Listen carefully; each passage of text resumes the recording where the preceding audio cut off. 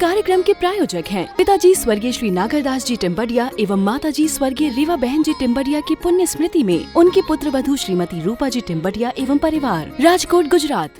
नमोस्तु नमोस्तु नमोस्तु। नमो अरिहंताणं, नमो सिद्धाणं, नमो आर्याणं, नमो वज्रायाणं, नमो लोये सव्यसाहुणम्। ओकारं बिन्दुसंयुक्तं नित्यं ध्यायन्ति योगिनः, कामदं मोक्षदं चैव ओंकाराय नमो नमः। अविरल शब्दगणो विप्रक्षालित सकलभूतलमलकलङ्का, मुनिभिरुपासित तीर्था सरस्वती हरतु नो दुरितान्। अज्ञानतिमिरान्धानां ज्ञानाञ्जनशलाकया चक्षुरुन्मिलितं येन तस्मै श्रीगुरुवे नमः। श्री परम गुरुवे नमः। परम्पराचार्य गुरुवे नमः। सकल कलुष विध्वंसकं श्रेयसां परिवर्धकं धर्म संबंधकं भव्य जीव मनः प्रतिबोधकारकं पुण्य प्रकाशकं पाप प्रणाशकमिदं शास्त्रं श्री संयम प्रकाश नामधेयम्।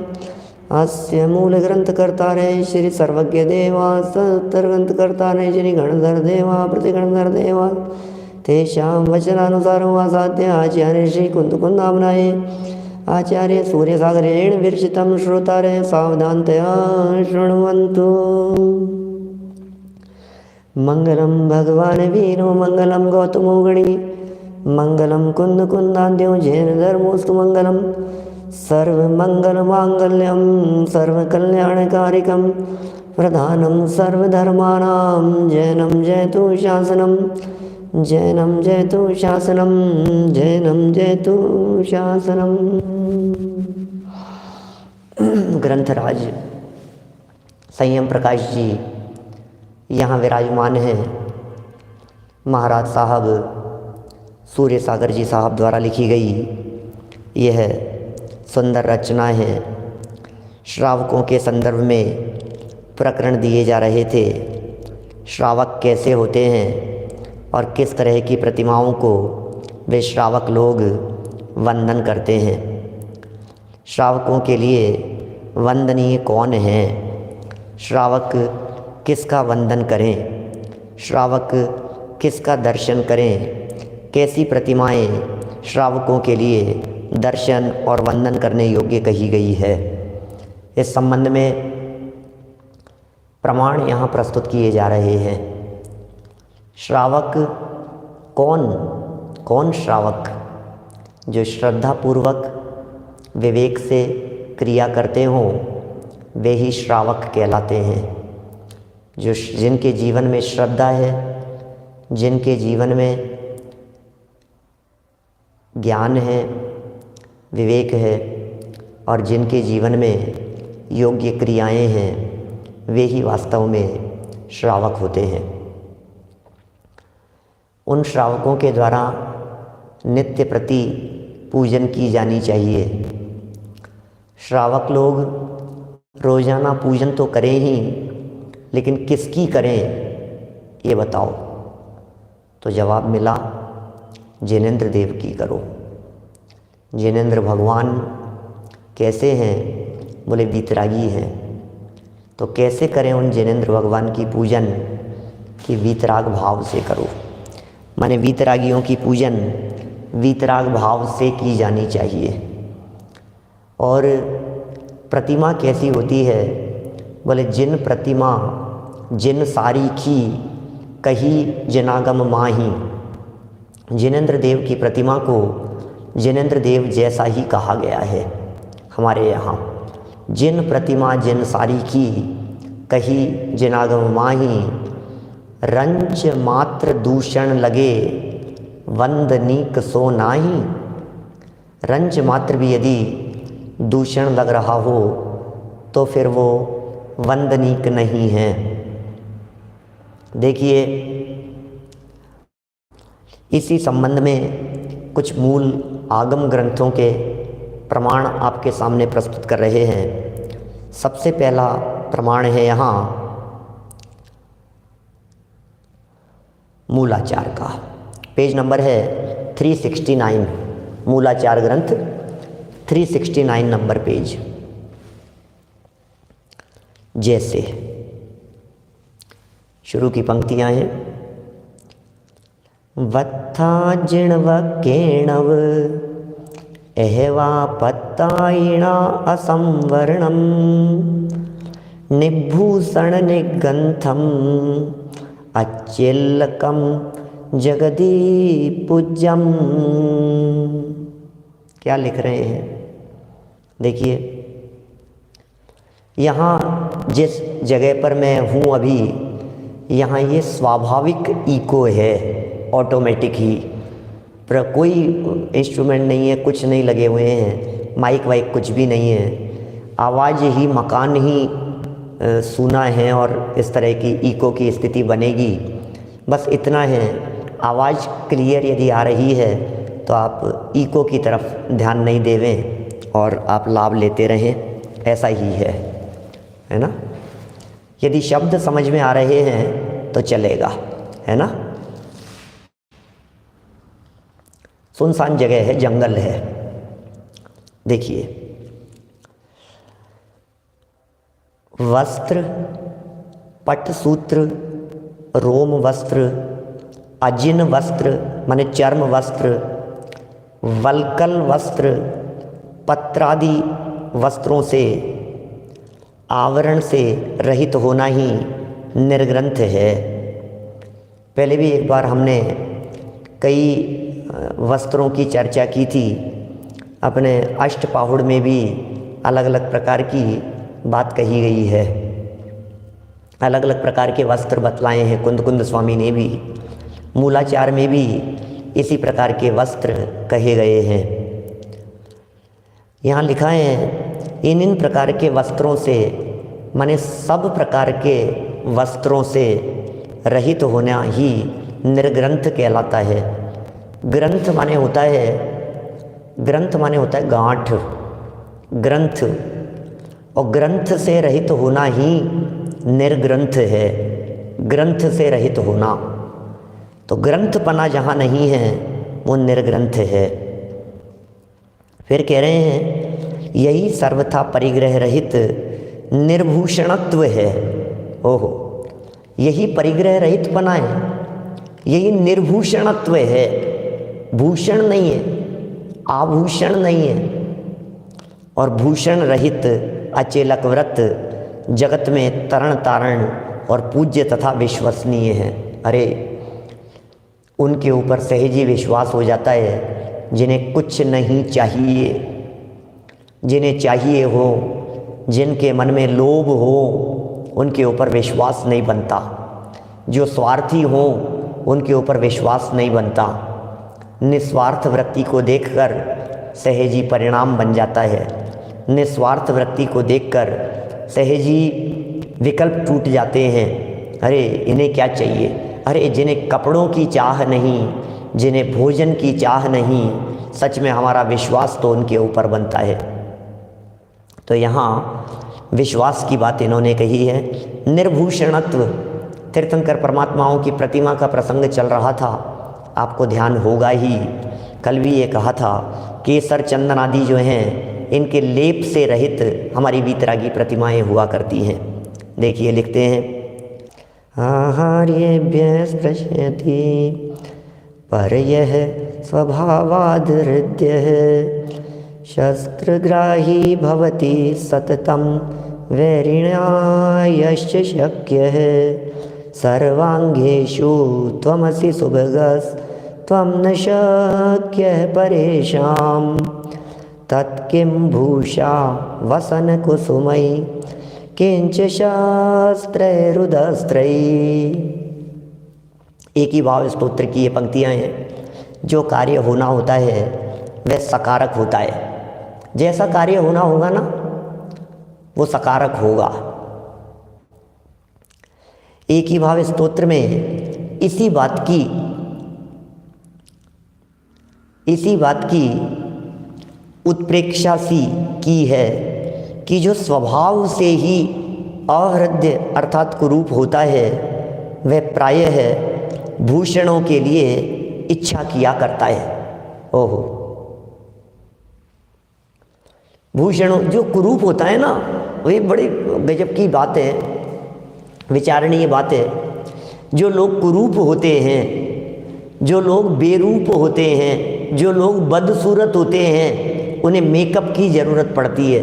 हमारे तीर्थंकर परमात्मा, हमारे ज्ञानी धर्मात्मा पुरुष तो स्वभाव से सुंदर होते हैं, उन्हें आभूषणों की ज़रूरत नहीं पड़ती। आभूषणों की ज़रूरत उन्हें पड़े जो स्वभाव से सुंदर नहीं हो। स्वभाव से सुंदर लोगों को आभूषण नहीं चाहिए। अरे सर्वांग सुंदर, सर्वत्र सुंदर। तीर्थंकर परमात्मा कैसे सुंदर होते हैं, तीर्थंकर परमात्माओं की सुंदरता कितनी गजब की होती है। मैं कभी कभी पूछ लेता हूँ, तीर्थंकर ज़्यादा सुंदर होते हैं कि कामदेव ज़्यादा सुंदर होते हैं? अरे तीर्थंकरों की सुंदरता की तो बात ही क्या है। पंचकल्याण के प्रवचनों में मैं कभी कभी इस प्रकार की बात कहता हूँ, ऐसी बात बोलता हूँ मैं, हो स्वाभाविक सुंदरता की तो बात ही कुछ और होती है। क्या भाई साहब, अरे बड़ी अजब गजब की चर्चाएं हैं, बड़ी अजब गजब की बातें हैं। जीवन ही तीर्थंकरों का ऐसा होता है, रोम रोम से शांति झलकती है। उनके देह का परमाणु परमाणु अरे उछलता है, उनके देह का परमाणु परमाणु गौरवान्वित होता है, अरे उछलता है, रोम रोम पुलकित हो जाता है। ऐसा होता है तीर्थंकर परमात्माओं का असली स्वरूप, स्वाभाविक सुंदरता। अरे मेकअप लगाओ, ये करो, वो करो, लीपा पोती करो, ब्यूटी पार्लर के जाओ हैं, और ब्यूटी पार्लर में जाएं और पार्लर में जाकर के देखें अब कैसा लग रहा हूँ, ऐसा अरे क्या लग रहे हैं, भूत भूतनी बन जाते हैं वहाँ जाकर के। जो स्वभाव से सुंदर होते हैं, बिन श्रृंगार सहज ही शोभे, ऐसी होती है तीर्थंकरों की चर्चा। बिन श्रृंगार सहज ही शोभे, बिन श्रृंगार, श्रृंगार के बिना सहज ही सुशोभित होते हैं तीर्थंकर परमात्मा। ये लिख रहे हैं, भूषणों के लिए इच्छा नहीं किया करते, आभूषणों के लिए उन्हें किसी प्रकार की इच्छा नहीं होती। आभूषणों की इच्छा कौन करे, स्वभाव से ही सुंदर होते हैं। भावार्थ देखिए, जो स्वभाव से ही सुंदर होता है उसको आभूषण धारण करने की आवश्यकता नहीं होती। वह बिना आभूषणों के भी शोभायमान होता है, और स्वभाव से अमनोज्ञ पुरुष भूषणों से सुशोभित होने पर भी अमनोज्ञ रहता है। क्या बात करें। निर्मल चंद जी साहब, चक्रवर्ती सनत कुमार चक्रवर्ती का उदाहरण है हमारे यहाँ पुराणों में, कितना प्रसिद्ध उदाहरण है। करो करो भैया, तीर्थम करो, चक्रवर्ती चक्रवर्ती क्या सुंदर है, क्या सुंदर है। और फिर क्या, जिस समय धूल मिट्टी में लिपटा हुआ था उस समय स्वाभाविक सुंदरता दिखाई दे रही थी। जब सिंहासन पर श्रृंगार करके जाकर के बैठा तो कुरूप दिखाई दे रहा था। जिनेंद्र देव की प्रतिमा अत्यंत सुंदर होती है, उसे श्रृंगार की जरूरत नहीं होती, वहाँ श्रृंगार की जरूरत नहीं होती, ऐसा कह रहे हैं। क्या देखिए क्या कह रहे हैं यहाँ, जो जवाब दे रहे हैं, यहाँ जो बातें कह रहे हैं उनकी तरफ ध्यान दीजिए। क्या किसी भी तरह की चर्चाओं से, सर्व प्रकार की चर्चा वार्ताओं से, सर्व प्रकार के विकल्पों से, पंडित जी कौन सी जगह पर हैं, पंडित जी क्या कर रहे हैं, वहाँ पर क्या चल रहा है, प्रवचन सभाओं को सूचना केंद्र न बनाएं। जो चल रहा है प्रवचन का लाभ लीजिए, शब्दों का लाभ लीजिए। आनंददायक बातें हैं, प्रमाण प्रस्तुत कर रहे हैं यहाँ पर। देखो क्या लिख रहे हैं, ओह अमनोज्ञ पुरुष भूषणों से सुशोभित हो जाए, अमनोज्ञ था और पहना दो उसको आभूषण, जचेगा ही नहीं, क्या करें, किसी भी तरह से नहीं जचेगा। तो ये क्या कह रहे हैं, ये अमनोज्ञ पुरुष भूषणों से सुशोभित होने पर भी अमनोज्ञ रहता है, और जो स्वाभाविक रूप से सुंदर होते हैं वे बिना आभूषणों के भी सहजी शोभा पाते हैं, सुंदर दिखाई देते हैं। देखिए क्या लिख रहे हैं आगे, इसी प्रकार जिसके वैरी होते हैं एवं जिसे शत्रु से भय होता है उसके शस्त्र ग्रहण करने की आवश्यकता होती है। ओह महावीर भगवान, आपकी प्रतिमा में श्रृंगार क्यों नहीं है, महावीर भगवान आपकी प्रतिमा श्रृंगार किए हुए क्यों नहीं है? क्या आपकी प्रतिमाओं में कुछ तो श्रृंगार हो रहा होगा ना, श्रृंगारित होगी ना आपकी प्रतिमा, कि नहीं है? क्यों नहीं है? क्यों नहीं है? अस्त्र शस्त्र कुछ तो होंगे, क्यों नहीं है? क्यों नहीं अस्त्र शस्त्र की जरूरत है? एक ही जवाब है, जो डरपोक होते हैं उन्हें हथियारों की जरूरत होती है। ये जो दादा गुंडे लोग जो घूमते हैं, बदमाश लोग जेब में पिस्तौल लेकर के, मेरे पास पिस्तौल है तुम्हें पता है, ऐसे ऐसे दिखाते हैं। काय दादा है तुम? ताकत किसे कहते हैं? पावर किसे कहते हैं? शक्ति किसका नाम है? जिन्हें जरूरत नहीं होती, जिन्हें अस्त्र शस्त्र की जरूरत नहीं है। नेचुरल स्वाभाविक शक्ति हमारे तीर्थंकर परमात्मा अतुल्य बल के धनी होते हैं। अरे उनकी प्रतिमाएं अस्त्र शस्त्र के बिना होती है। क्या लिख रहे हैं? जिसे शत्रु का भय होता है उसको शस्त्र ग्रहण करने की आवश्यकता होती है। ओहो, किंतु हे जिनेंद्र, आप सर्व अंगों में स्वभाव से सुंदर और शत्रुओं से अजेय, आप सर्व अंगों से सुंदर हैं, शत्रुओं से अजेय, जीते नहीं जा सकते। ओहो, शत्रुओं से अजेय हैं आप, एवं निर्भय हो, अतः आप को भूषण, वसन और पुष्पों से तथा शस्त्र धारण करने से क्या प्रयोजन है? ओह, हे भगवान, आपको आभूषणों की जरूरत नहीं है। हे भगवान, आपको वसन की जरूरत नहीं है। हे भगवान, आपको हथियार की जरूरत नहीं है। हे भगवान, आपको इन सब चीज़ों की जरूरत नहीं है। इनसे क्या प्रयोजन हो सकता है? आप वस्त्र, भूषण, पुष्प और शस्त्रों से रहित हो, अतः प्रतिमा पर कभी गंध, केशर नहीं लगाना चाहिए। मैं नहीं लिख रहा हूँ, महाराज साहब लिख रहे हैं। क्या कह रहे हैं? ये लिख रहे हैं यहाँ पर, प्रतिमा के ऊपर गंध नहीं लगाना चाहिए, केसर नहीं लगाना चाहिए। हो, देखो कितना स्पष्ट शब्दों में कह दिया है। वस्त्र, भूषण, पुष्प और शस्त्रों से भगवान रहित होते हैं। कभी भगवान की प्रतिमा के ऊपर केसर नहीं लगावें, आप नहीं लगाएं। कम से कम इतनी तो आप प्रतिज्ञा ले लेवें कि हम कभी जिनेंद्र देव के चरणों में केसर नहीं लगाएंगे, हम चंदन नहीं लगाएंगे। हमारे भगवान की वीतराग छवि है, उसे वीतराग बने रहने देंगे। कम से कम ये सोचिए तो सही आप। ओहो, एक संधि भट्टारक ने भी जिनबिंब पर केसर चढ़ाने के लिए निषेध किया है। एक संधि भट्टारक क्या लिखते हैं वे? बुद्धजन बोधक में लिखते हैं, पश्येन्नो जन्म बिंबस्य चर्चितम कुंकुमादिभिः पाद पद्म द्वयं भव्यै तद्वंद्वम नैव धार्मिक है। श्री जिनबिंब के जो चरण कमल कुंकुम आदि से चर्चित हों, उनका दर्शन नहीं करें। लो, भट्टारक जी लिख रहे हैं, प्रमाण दिया है यहाँ। भट्टारक जी का द्वारा लिखा गया श्लोक प्रस्तुत किया है यहाँ पर। और क्या लिखा है भट्टारक जी ने? अरे, जिन प्रतिमाओं के ऊपर, जिनके चरणों पर कुंकुम लगा हुआ हो, चरण कमलों के ऊपर ये लगे हुए हों, उनका दर्शन नहीं करें। महाराज क्या कह रहे हो? लिख रहे हैं सब, दर्शन नहीं करें, क्योंकि वे चरण कमल धार्मिक भव्य प्राणियों से अवंदनीय हैं। वो चरण कमल वंदनीय नहीं है, उन चरण कमलों की वंदना नहीं की जानी चाहिए। क्या लिख रहे हैं? और देखो, स्वबोध रत्नाकर का 370 नंबर पेज पर देखिए जरा क्या लिख रहे हैं। और पाद द्वयं जिनेन्द्रस्य चंदनेस्तु सुचर्चितम धार्मिकास्तेन पश्यन्ति महापाप निबंधकम। क्या लिखते हैं?